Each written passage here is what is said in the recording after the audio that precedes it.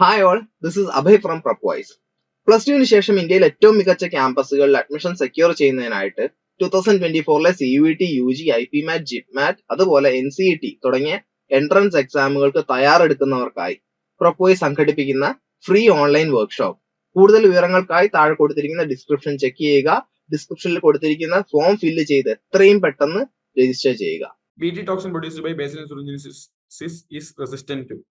Bt toxin produced by Bacillus thuringiensis is resistant to. അപ്പൊ ഞാൻ ആൻസറിലേക്ക് കടക്കട്ടെ. Insects. അപ്പോ B T toxin ഈ bacillus തുറിഞ്ചൻസിസ് produce ചെയ്യുന്ന ബി ടി ടോക്സിനെ സത്യം പറഞ്ഞാൽ എന്തിനാണ്? ഇൻസെക്റ്റിനെ റെസ്റ്റ് ചെയ്യാൻ. അത് നമ്മുടെ ടെക്സ്റ്റിൽ പറയുന്നുണ്ട്, ഇൻസെക്റ്റിനെ റെസ്റ്റ് ചെയ്യാൻ വേണ്ടിയിട്ടാണ്. അപ്പോ ഈ കോട്ടൺ ബോൾവേമും ഇതൊക്കെ ഇൻസെക്ട്സിൽ പെടുന്നതല്ലേ? കോട്ടൺ ബോൾവേം, പിന്നെ ഇതാണ് കോൺബോറർ. അപ്പൊ അതൊക്കെ ഇതിലുള്ളതാണ്. ബി ടി ടോക്സിൻ എന്ന് പറയുന്നത് ഒരു ഈ ബാസിലസ് തുറിഞ്ചൻസിന്റെ ബോഡിയിൽ പ്രൊഡ്യൂസ് ആണ് ബി ടി ടോക്സിന്. ഈ ക്രൈജീൻ എന്ന് പറഞ്ഞ ജീനാണ് ബി ടി ടോക്സിൻ പ്രൊഡ്യൂസ് ചെയ്യാൻ കാരണം. അപ്പൊ നമ്മൾ പഠിക്കുന്നുണ്ട് ഈ ക്രൈജീൻ ഇൻജെക്ട് ചെയ്ത് ക്രൈ1 AB, ക്രൈ2, ക്രൈ1 AC, ക്രൈ2 AB, ക്രൈ1 AB, ഈ 3 ജീന്, ഇവ എന്താണ് ഓരോ ജീവികളെ കൊല്ലാനായിട്ട് സെർട്ടൻ ജീൻസ് ആണ് ആവശ്യം. ഓക്കെ, അടുത്ത ക്വസ്റ്റിനിലേക്ക് പോകാം. Identify the organism which is A source of single protein and is grown on commercial scale. ഇപ്പോൾ എല്ലാവരും വായിച്ചില്ല, ഞാൻ ആൻസറിലേക്ക് കടക്കട്ടെ. ആൻസർ വരുന്നത് ഫോർത്ത് സ്പൈറുലീനയാണ്. സ്പൈറുലീന ക്ലോറല എന്നൊക്കെ പറയുന്നത് എന്താണ്? ഒരു കൈൻഡ് ഓഫ് ആൽഗയാണ്. അപ്പൊ അവയെ നമ്മൾ എന്ത് ചെയ്യും?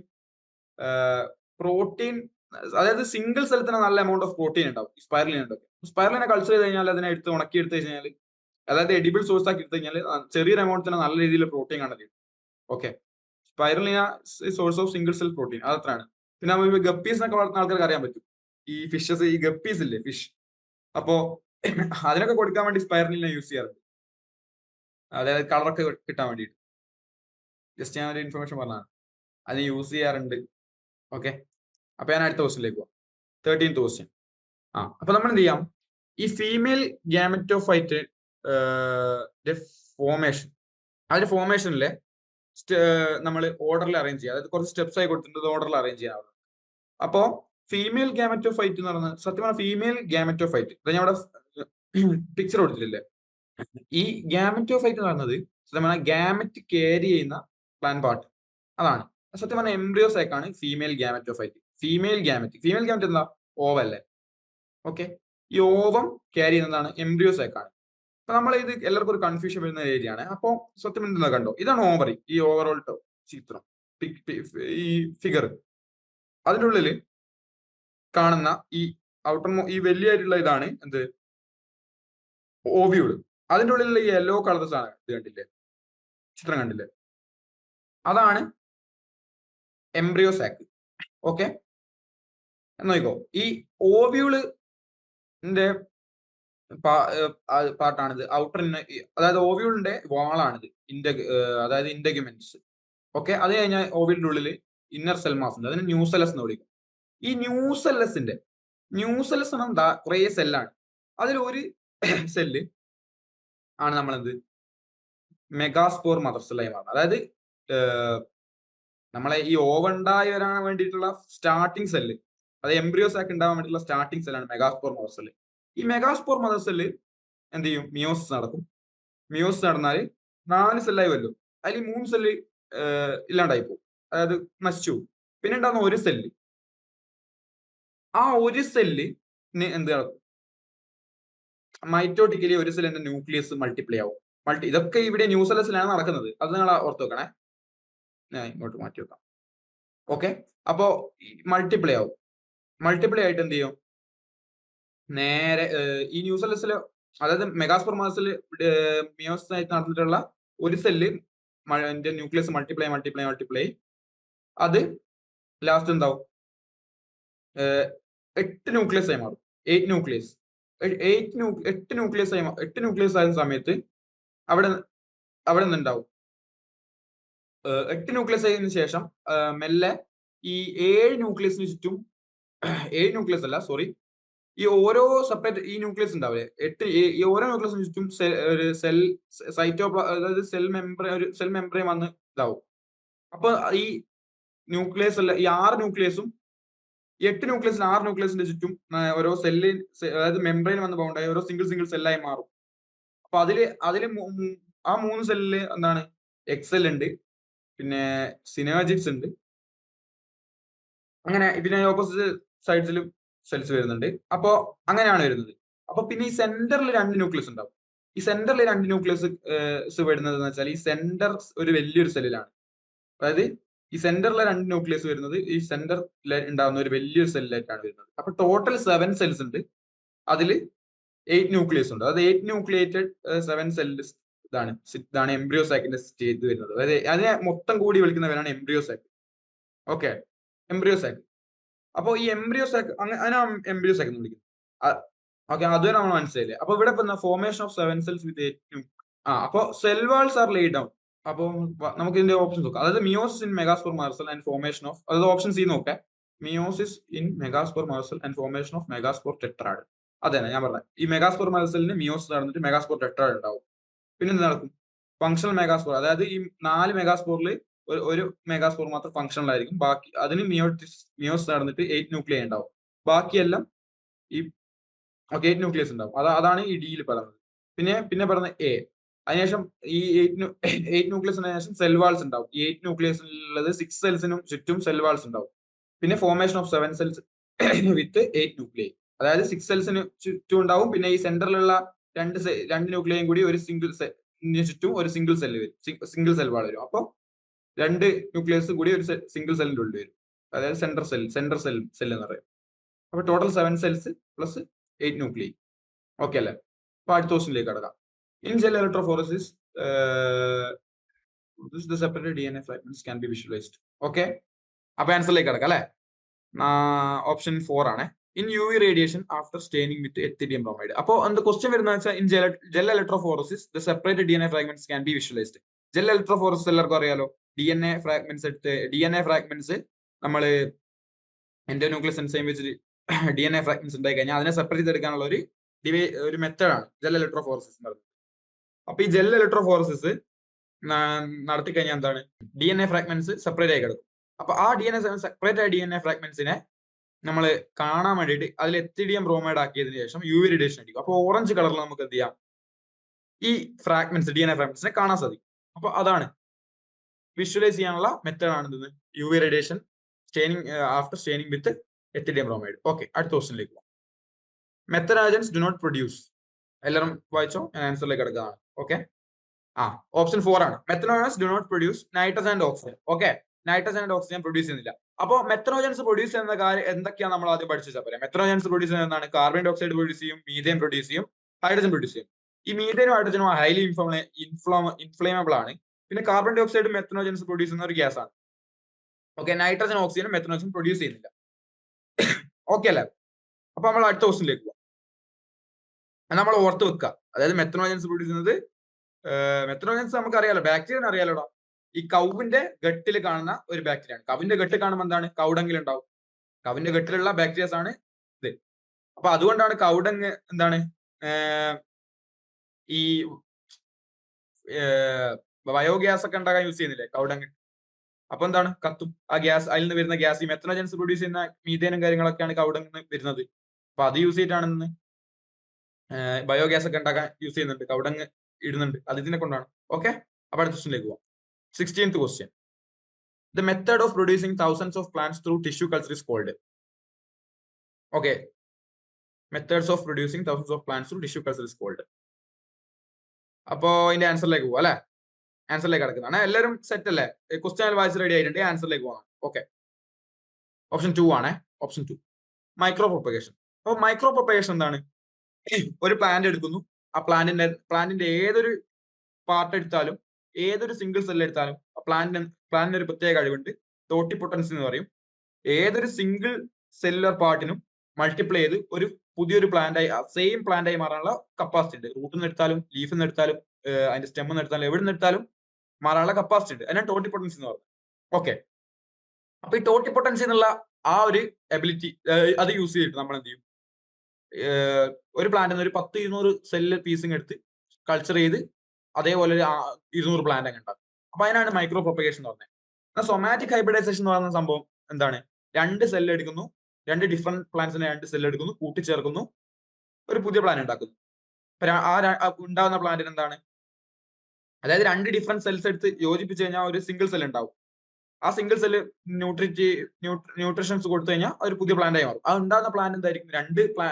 ഉണ്ടായിരുന്ന 2 പ്ലാന്റ്സിന്റെയും കൂടി സ്വഭാവം ഉള്ളവരായിരിക്കും. ഓക്കെ, അപ്പൊ അതിന്റെ എക്സാമ്പിൾ ആണ് പൊമാറ്റോ എന്ന് പറയുന്നത്. അതാണ് സൊമാറ്റിക് ഹൈബ്രിഡൈസേഷൻ. പിന്നെ വെജിറ്റേറ്റീവ് പ്രൊപ്പഗേഷൻ എന്ന് പറയുന്നത് മൈക്രോ പ്രൊപ്പഗേഷനിലൂടെ ഉണ്ടാവുന്ന പ്ലാന്റ്സിന്റെ പുതിയ ഞാൻ പറഞ്ഞില്ലേ തൗസൻഡ്സ് ഓഫ് പ്ലാന്റ്സ് ഉണ്ടാകും. അങ്ങനെ ആ തൗസൻഡ്സ് ഓഫ് പ്ലാന്റ്സും ജനറ്റിക്കലി ഐഡന്റിക്കൽ ആയിരിക്കും. അതായത് ഈ ക്ലോണിങ്ങിലൂടെ ഒക്കെ ഉണ്ടാകുന്ന ഒരേപോലെ ആയിരിക്കും, ഒറ്റ ഡിഫറൻസ് ഉണ്ടാവില്ല. അപ്പൊ അതിനെയാണ് സൊമാ ക്ലോൺസ് എന്ന് പറയുന്നത്. അപ്പൊ ഒന്നാമത്തെ വർഷം സൊമാ ക്ലോൺസ് എന്ന മൈക്രോ പ്രൊപ്പഗേഷനിലൂടെ ഉണ്ടാകുന്ന ഓസ്പ്രിങ്സിനെ പറയുന്നതാണ് സൊമാ ക്ലോൺസ് എന്ന്. പിന്നെ സൊമാറ്റിക് ഹൈബ്രിഡൈസേഷൻ ഞാൻ പറഞ്ഞല്ലോ 2 സെൽസ്. പിന്നെ വെജിറ്റേറ്റീവ് പ്രൊപ്പഗേഷൻ എന്ന് പറഞ്ഞാൽ ഒരു പ്ലാന്റിന്റെ ബോഡി പാർട്ടിൽ നിന്ന് മറ്റൊരു ഓസ്പ്രിങ് ഉണ്ടായി വരുന്നു. അതായത് പുതിയ തലമുറ, അതായത് ഇപ്പൊ ഒരു റോസിന്റെ തണ്ട് മുറിച്ച് കഴിഞ്ഞാൽ എന്താണ്? പുതിയ റോസ് ഉണ്ടാക്കി വരും. അതുപോലെ അങ്ങനെ പ്ലാന്റ് പാർട്ടിൽ നിന്ന് തന്നെ പുതിയ തലമുറ ഉണ്ടായി വരുന്നതിനാണ് എന്ത് പറയുന്നത്? Vegetative propagation. അപ്പൊ ഞാൻ അടുത്ത ക്വസ്റ്റിനിലേക്ക് പോവാം. ഓക്കെ, എല്ലാവരും വായിക്കാം. ഞാൻ ആൻസറിലേക്ക് എടുക്കാം. ഓക്കെ, അപ്പൊ ആൻസറിലേക്ക് പോവാണ്. ഓപ്ഷൻ 2 ആണ്. Which process unusual nucleotide methyl guanosine triphosphate is added to 5' end of hnRNA. Okay okay, അപ്പൊ in which process unusual is added to 5' end of the hnRNA. അപ്പൊ അതാണ് ചോദിക്കുന്നത്. അത് ഹെട്രോന്യൂക്ലിയർ RNA. അപ്പൊ നമുക്കറിയാം ഈ ട്രാൻസ്ക്രിപ്ഷന്റെ കേസിൽ ഒരു കാര്യമുണ്ട്.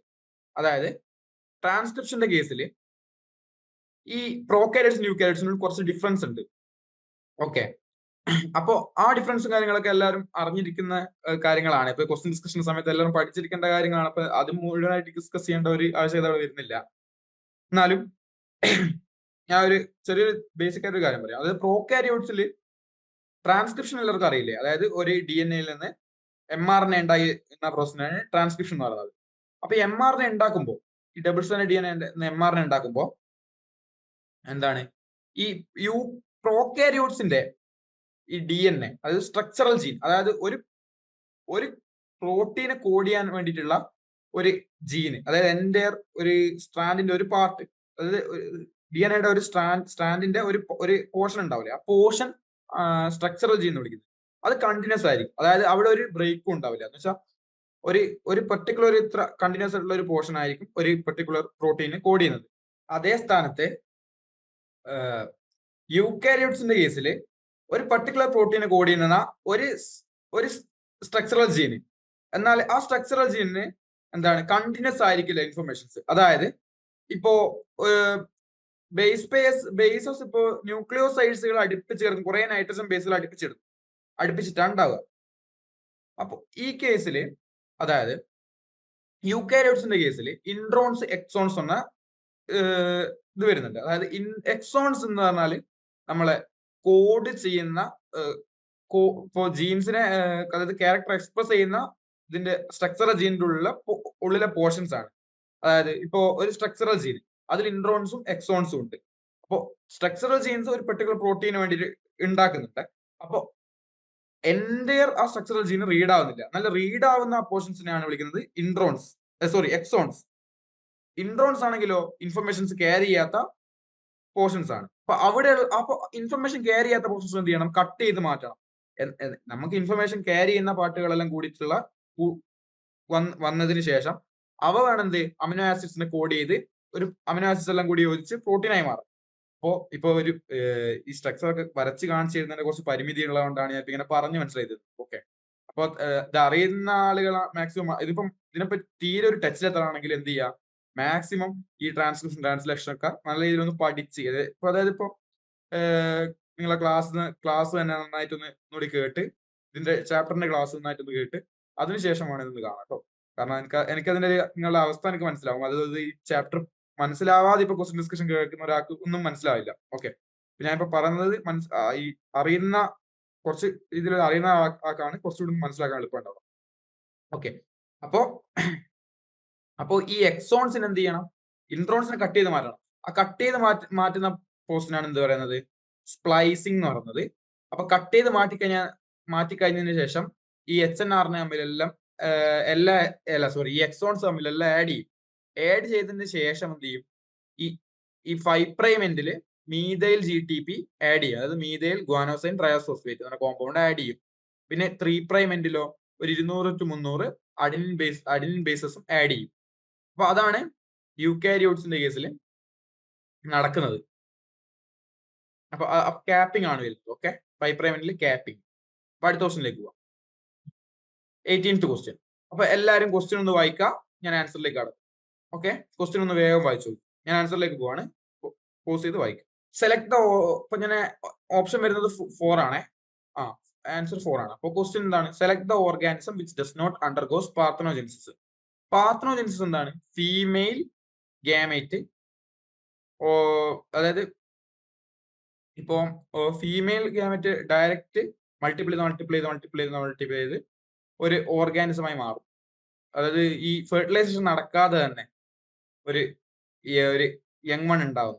അതിനാണ് ഈ പാർത്തനോജെനിസിസ് എന്ന് പറയുന്നത്.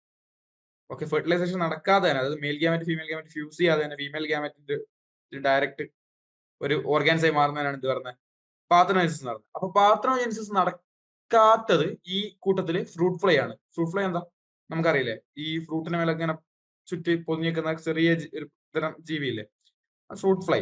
അപ്പൊ അവയുടെ കേസിൽ എന്താണ്? പാർത്തനോജെനിസിസ് നടക്കുന്നില്ല. അവ എന്താണ്, നമ്മൾ സെക്സ് ഡിറ്റർമിനേഷനിലൊക്കെ ഫ്രൂട്ട് ഫ്ലൈസിന്റെ കേസ്, സോറി, സെക്സ് ഡിറ്റർമിനേഷനിൽ അത് വരുന്നില്ല. ഫ്രൂട്ട് ഫ്ലൈസ് എന്താണ്, പാർത്തനോജെനിസിസ് നടക്കുന്നില്ല. എന്നാൽ ഹണി ബി പാർത്തനോജെനിസിസ് നടക്കുന്നുണ്ട്, റോട്ടിഫേഴ്സിൽ പാർത്തനോജെനിസിസ് നടക്കുന്നുണ്ട്, ടർക്കിയിലും പാർത്തനോജെനിസിസ് നടക്കുന്നുണ്ട്. ഓക്കെ, ഞാൻ അടുത്ത ക്വസ്റ്റ്യനിലേക്ക് പോകാം. 19th question. എല്ലാരും വായിച്ചോളൂ. സെലക്ട് ഇപ്പൊ ഇവിടെ എന്താണ് ക്വസ്റ്റ്യൻ എന്ന് പറയുമ്പോൾ നമ്മൾ കറക്റ്റ് ഓപ്ഷൻ ചൂസ് ചെയ്യാൻ പറയുന്നത്. ഓക്കെ, അപ്പൊ നമുക്ക് ഓപ്ഷൻസ് ഓരോന്നോരോന്നായിട്ട് എല്ലാവരും ഓപ്ഷൻസ് വായിച്ച് ആൻസർ മാർക്ക് ചെയ്യാം. ഞാനപ്പോ ആൻസറിലേക്ക് കടക്കാം. ഓപ്ഷൻസ് 2 ആണ് ആൻസർ. അപ്പോ എന്താണ് ക്വസ്റ്റ്യൻ എന്താ വയ്ക്കുന്നത്? അപ്പൊ നമുക്ക് first option, spermatogonia always undergo meiotic cell division. Okay, spermatogonia എന്താണ്? സ്പേം മദർ സെല്ലാണ്. അതായത് സ്പേംസിന്റെ ഫസ്റ്റ് ഈ മദർ സെല്ലാണ്. സ്പേംസ് പ്രൊഡ്യൂസ് ആവാൻ വേണ്ടിയുള്ള ഫസ്റ്റ് ഇതിലുള്ള സെല്ലാണ് സ്പെർമാറ്റോഗോണിയ. ഓക്കെ, അപ്പൊ spermatogonia always undergo meiotic cell division നമുക്ക് പറയാനാവില്ല. കാരണം എന്താ അറിയോ? ഈ സ്പെർമാറ്റോഗോണിയ നമ്മുടെ സെമിനിഫറസ് ട്യൂബ്യൂൾസിലുണ്ട്. ഓക്കെ, ആദ്യം ഈ പ്യൂബർട്ടി എത്തുന്നത് വരെ, അതായത് സ്പെർമാറ്റോഗോണിയ ഓൾവേസ് മൾട്ടിപ്ലൈ ചെയ്തുകൊണ്ടിരിക്കുന്നുണ്ട്. ഈ മൾട്ടിപ്ലൈ ചെയ്തുകൊണ്ടിരിക്കുന്ന സ്പെർമാറ്റോഗോണിയയില് അത്യാവശ്യം കുറച്ചുകൂടെ ഡെവലപ്പ് ആയിട്ടുള്ള സെല്ലാണ് പ്രൈമറി സ്പെർമാറ്റോസൈറ്റ് എന്ന് പറയുന്നത്. ഈ സ്പെർമാറ്റോഗോണിയ കുറെ മൾട്ടിപ്ലൈ ചെയ്താണ് ഇഷ്ടംപോലെ സ്പെർമാറ്റോഗോണിയ ഉണ്ടായത്. അതായത് മൈറ്റോട്ടിക് ഡിവിഷനിലൂടെ മൾട്ടിപ്ലൈ ആയിട്ടാണ് സ്പെർമാറ്റോഗോണിയയുടെ ഇഷ്ടംപോലെ സെൽസ് ഉണ്ടായത്. അപ്പൊ അതില് കുറച്ചുകൂടി നല്ല രീതിയിൽ ഡെവലപ്ഡ് ആയിട്ടുള്ള സെല്ലാണ് പ്രൈമറി സ്പെർമാറ്റോസൈറ്റ് എന്ന് പറയുന്നത്. ഓക്കെ, പ്രൈമറി സ്പെർമാറ്റോസൈറ്റിന് എന്താണ്, മിയോട്ടിക് ഡിവിഷൻ ആണ് നടക്കുന്നത്. അപ്പോൾ മൈറ്റോട്ടിക് ഡിവിഷൻ അല്ല പ്രൈമറി സ്പെർമാറ്റോസൈറ്റ് നടക്കുന്നത്. അതിന് മിയോട്ടിക് ഡിവിഷൻ നടന്നിട്ടാണ്, ഫസ്റ്റ് മിയോട്ടിക് ഡിവിഷൻ നടന്നിട്ടാണ് രണ്ട് സെക്കൻഡറി സ്പെർമാറ്റോസൈറ്റ് ഉണ്ടാകുന്നത്.